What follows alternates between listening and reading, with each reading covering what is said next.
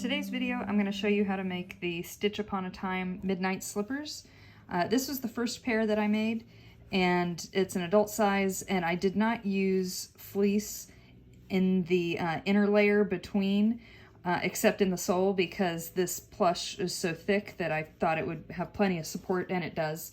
So you can kind of judge for yourself if you're using a drapey or softer material like I'm going to today for the outer liner.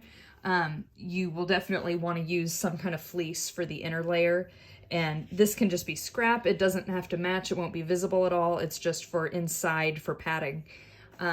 The other materials I have is some anti-grip or anti-slip grippy fabric for the bottom of the sole.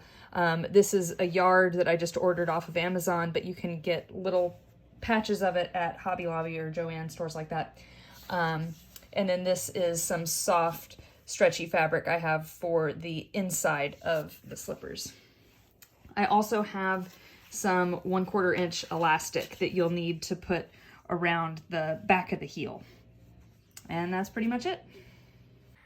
The first step is to cut out your pieces, and I will be using the projector file for this.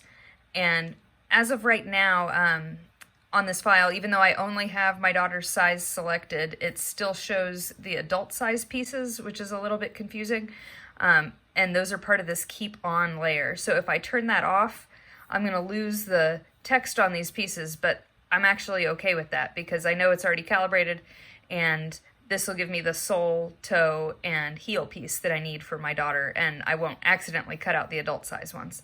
So I've got that going on my projector, and I will cut those out next. First up, I'm gonna cut my fleece inner fabric.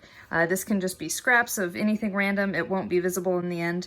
I'm gonna cut 2 on the fold for this heel piece, 2 of the toe. It does not have to be mirrored. Either way, it's symmetrical. And then 2 of the sole, and this one is mirrored. So make sure you cut 1 right, 1 left. Or just cut it on a folded piece of fabric so you get 1 of each. And I do find it helpful here to notch this folded part for the heel pieces. Just cut a little tiny triangle off of that corner so that you can see exactly where the center is when you're lining up your pieces later. Even though I'm using scraps, do make sure that your stretch is going the right direction. So the stretch is going to go across the toe piece rather than front to back. Side note, while I'm thinking about it, if you have a pattern to your fabric that you're wanting to position on the toe piece, it helps to think, if you have a face of a character, for example, you'll want to put the character's chin on the curved part of the toe. So it's like the character is looking down the toe. You could put it on the other way, but that's just not... Typically, if you were to buy a store-bought shoe that had a picture on it, it wouldn't be facing the person wearing it. It's facing, you know, down the toe. And that way also it'll stay in line with any pattern on the heel piece you have with the top here. The top of the toe is actually the straight part, and the chin or bottom of the toe is the rounded part. All right, I have all of my inner fleece pieces cut out. I'm gonna do the exact same thing, cutting out the inner lining fabric, which is gonna be the part that actually touches your feet and is visible. So I'll cut out with this for that next step. Okay, I have those inner liners all cut out. Next is to cut the outside of the slippers. I'm gonna be using this crushed velvet for the side, the heel, and the toes. And then for the bottom soles, I'm going to use that anti-skid fabric. With this projector, the lines are especially hard to see on this fabric, so I'm going to actually cut this one inside out. I'm still cutting it on the fold. There's the other side underneath here, but it's way easier to see the projection on the back side. So just a tip if you're having trouble seeing your lines. And on this pattern, I have not actually been cutting the notches other than on that heel piece. The back center of the heel is important. The rest is pretty easy, at least for me, to eyeball where the toe is. But if you want to cut those notches, cut them, you know, outside instead of inside, anything like that, that's your preference, go for it. Now for cutting this anti-skid stuff, it likes to fray really easily, and from the first pair that I made, I actually, when I turned them inside out, it tore along the edge and frayed it inside. So I'm going to recommend you actually cut like a 1/4 inch bigger than the pattern piece, just for if you're using this anti-slip stuff that frays really bad. So that way that'll give you some extra cushion when you seam those, that it won't tear on you. So here's my cutout sole piece with the anti-skid, showing I just gave myself a little bit of extra wiggle room, and I'll make sure to have the seam allowance inset a little bit from where I do on the other pieces. For my daughter's size, she needs 5 1/4 inches of the heel elastic, so I'll cut 2 pieces of that. The next step is to baste the lining and the fleece together so that these pieces pretty much become one layer. So I'm going to get all of my pieces lined up. Remember, the fleece is going to be completely hidden, so right side up or down doesn't really matter as long as it lines up with the shape of the one it's matched with. And then I'm going to get on my sewing machine with a really long straight stitch and go just around all of the edges of all of these pieces. If your layers are slippery like these are, I definitely recommend putting a clip or a pin at the toe and the heel just to keep the 2 layers lined up as you baste.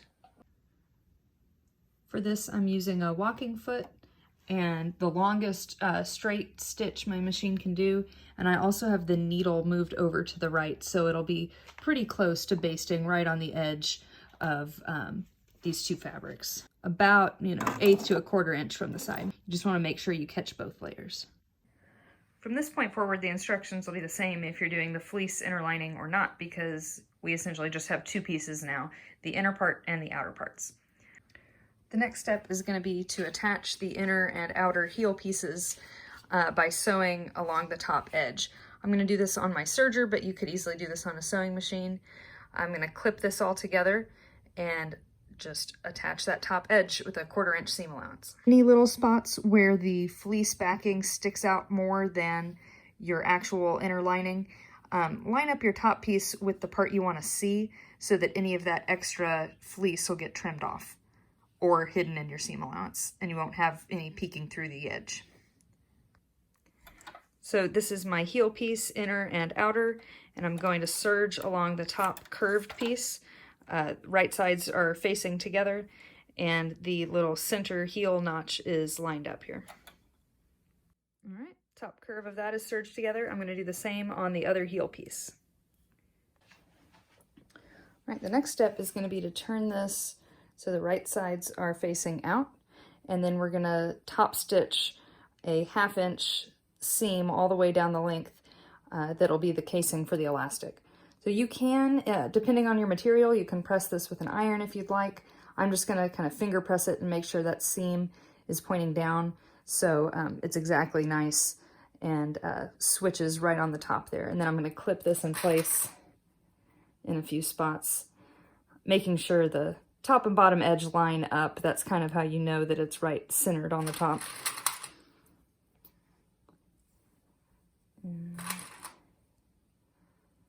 Put those clips in, so I'll take that over to my sewing machine. Here I have my top thread. It matches my outside layer, and the bobbin thread matches the inner lining, because both of these sides are going to be visible. And remember, we're giving it a nice wide 1/2 inch here.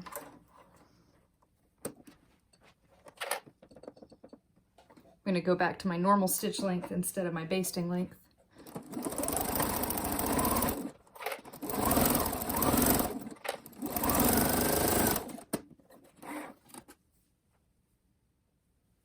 And repeat that on the other side.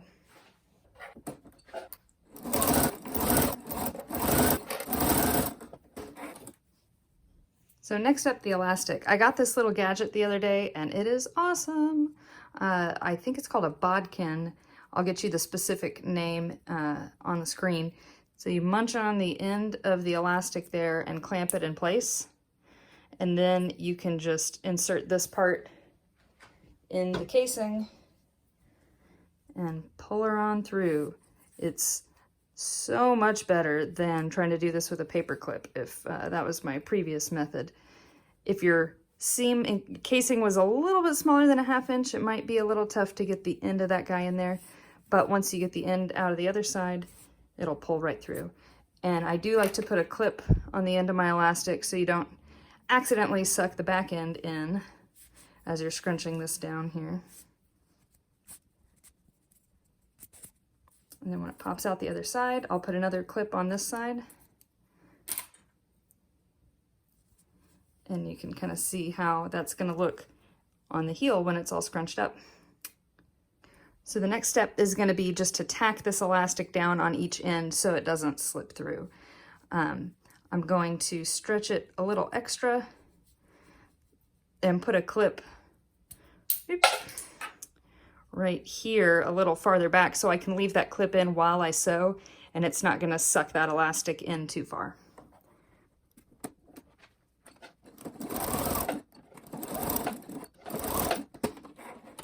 And you'll do that on all 4 ends of the elastic.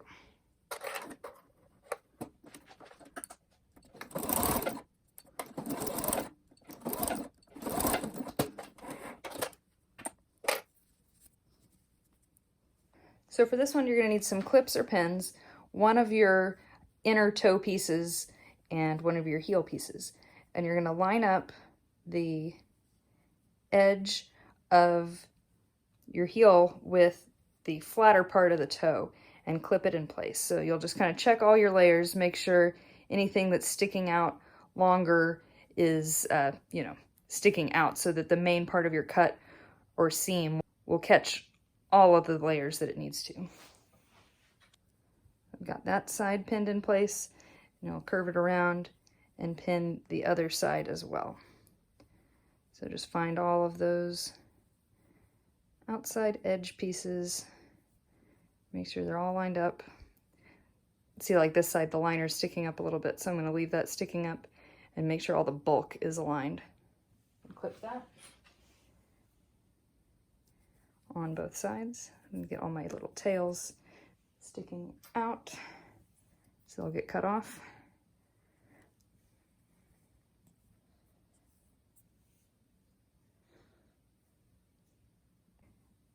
And then next, once you've got that heel piece pinned in place, you're actually going to take your outside of your toe, find it so that straight part is lined up, and put it right side down. So the heel is sandwiched with the good side of both of the other pieces.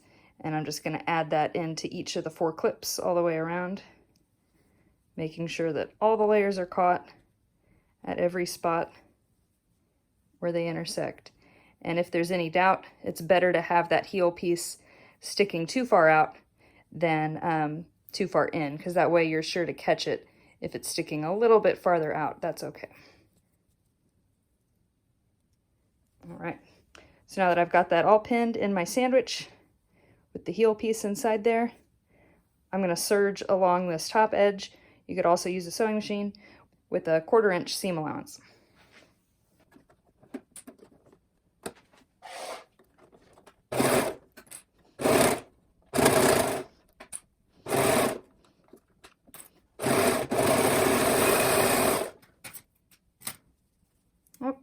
I didn't quite catch this bottom fleece part on that layer, so I'm going to serge back over that spot.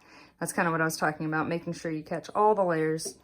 This other corner missed it just by a hair, so I'll probably go over both corners one more time.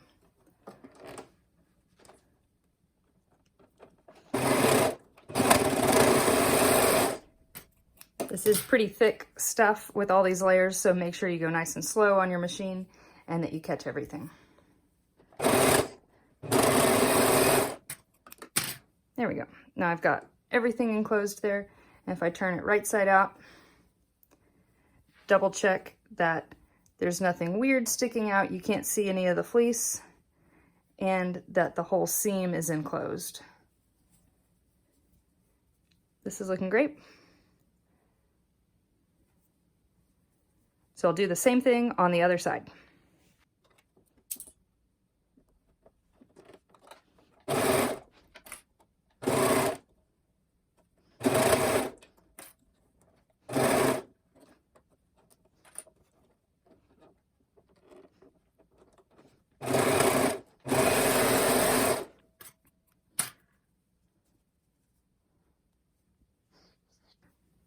See, now in this one, it didn't quite catch the fleece right there, and you can see when you turn it inside out, you can see a little bit of that fleece edge. So I'm gonna go back over that spot. I may actually do that on my sewing machine just to be sure I get through all the layers and do a little zigzag right there for that inch.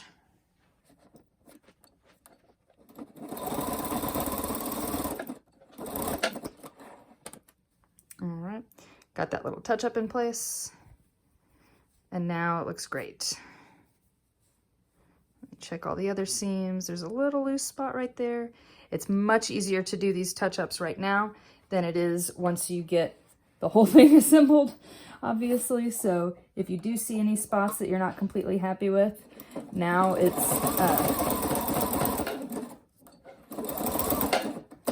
the time, and it's very easy to touch those up.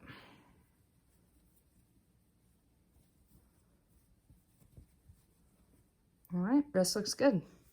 The next step is to top stitch the toe piece.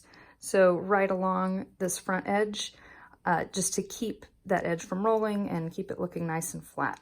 So I'm gonna just do this on my sewing machine with a long, medium to long straight stitch. And again, for this, you'll want top thread matching your outer color, bobbin thread matching your liner color. And I'm gonna go about a 1/4 inch, maybe a little under, just kind of eyeballing it. And as I go, make sure I'm keeping the 2 layers nice and straight.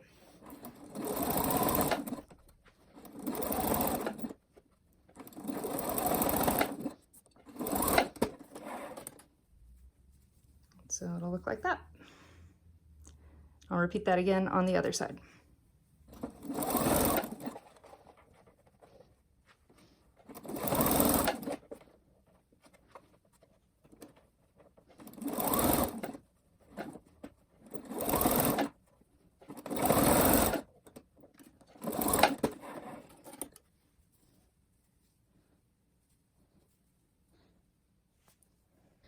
So this next step is probably the most challenging.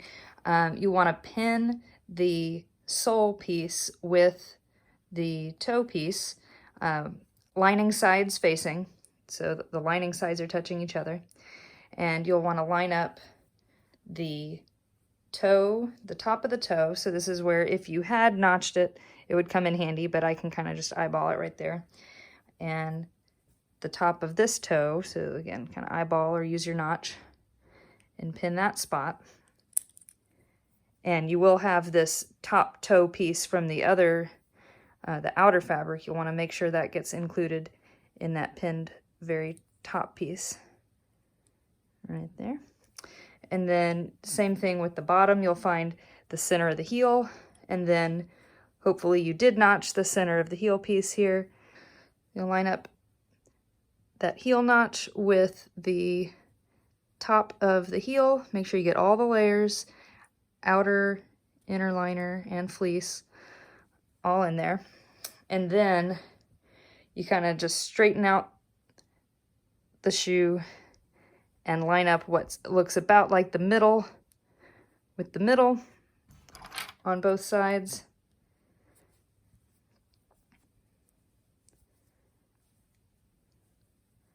You're gonna have to do a little bit of easing to get these pieces to line up. The sole is a little bit smaller in circumference than the toe piece. So this is actually all the clips I put on mine, just these 4, and I kind of just use my fingers as I go to stretch and smush the rest of this in place.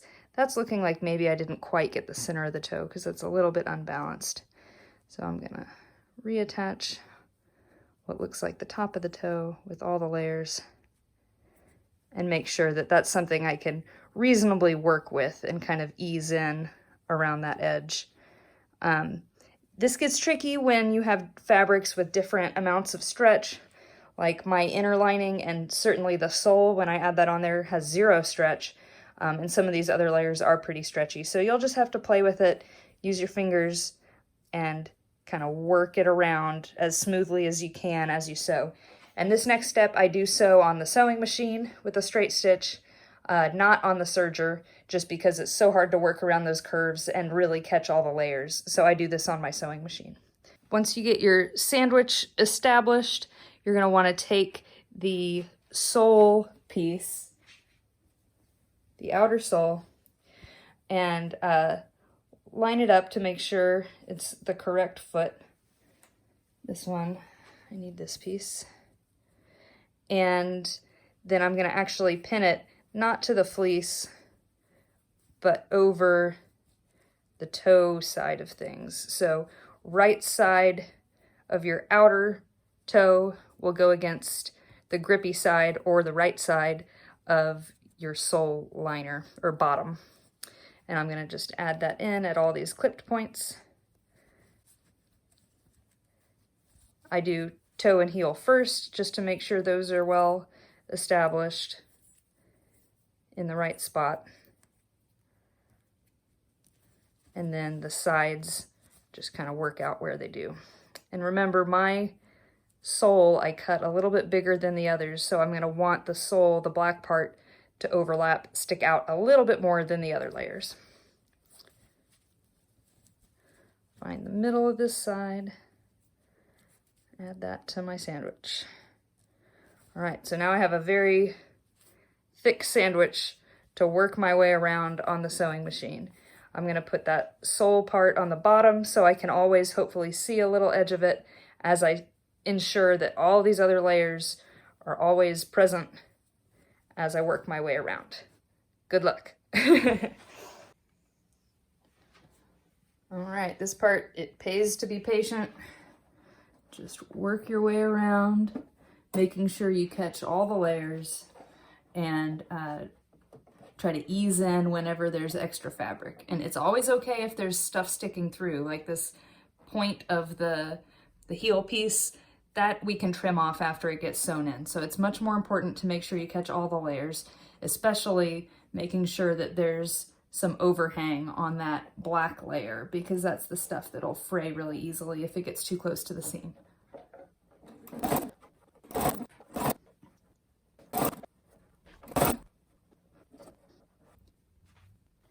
The other very important part here is you'll want to leave a gap of at least a couple inches so that you can turn it right side out when you're all done. So I probably should have started at this point on the toe so I don't have to stop and start again, but that's okay. I'm going to just keep going with what I had and stop an inch away from my toe marker.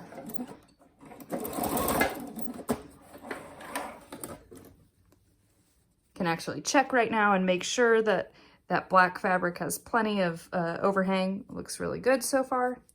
So I'm going to jump over to an inch past this side of the toe and continue on.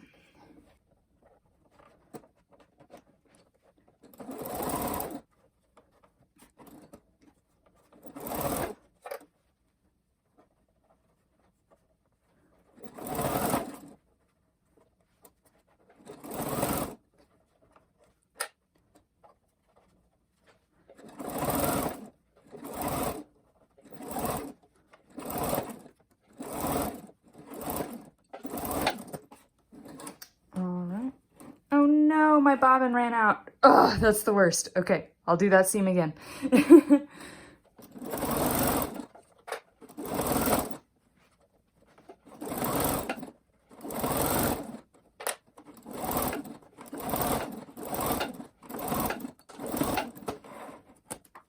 All right, and double check. Got all the layers.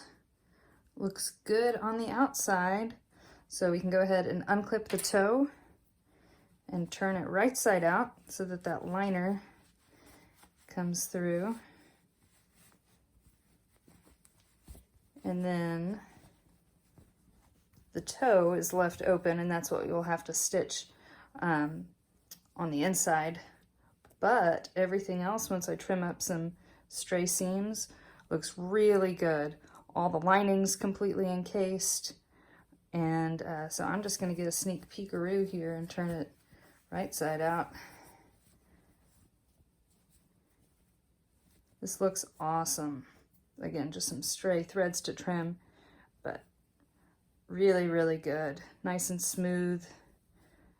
No lumps along the edges. So let's turn that toe in and finish it off.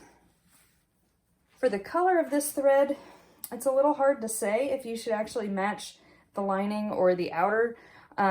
You would think, well, match the lining because it's going to be visible, but it's down inside the toe. Nobody really sees it.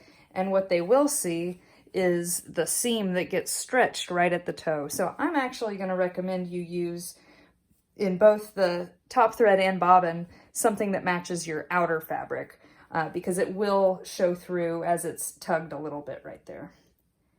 I'm going to make sure I've got all my layers. You should have the fleece backing, the toe piece, the anti-skid or sole, and your other fleece backed lining. So make sure you have all 4 layers there. I'm going to pin it right in the middle. I'll trim the seam, trim the excess after I'm done. You could use a serger for this, but I'm just going to use my sewing machine since I've already got it all set up. And try to keep the curve nice and even here. If it's too jerky, you'll have kind of a square pointed toe. That's actually with my Yoda ones. I think I did do it on the serger, and why I'm not doing it this time, because I think I can get a smoother curve on the sewing machine.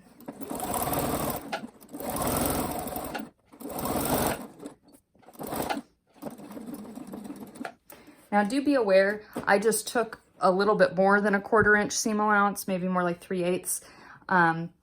And that will affect the overall length of your slipper if you take an extra wide seam allowance here.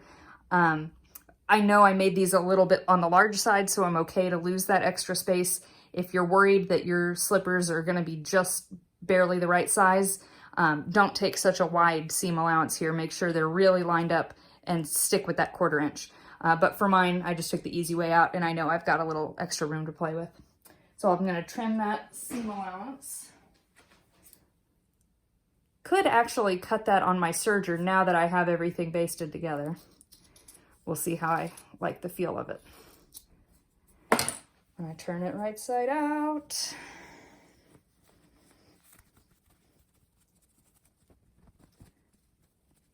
Ta-da! Beautiful little kid's slipper. All right. Good luck. Post if you have any questions, and I'll be happy to help.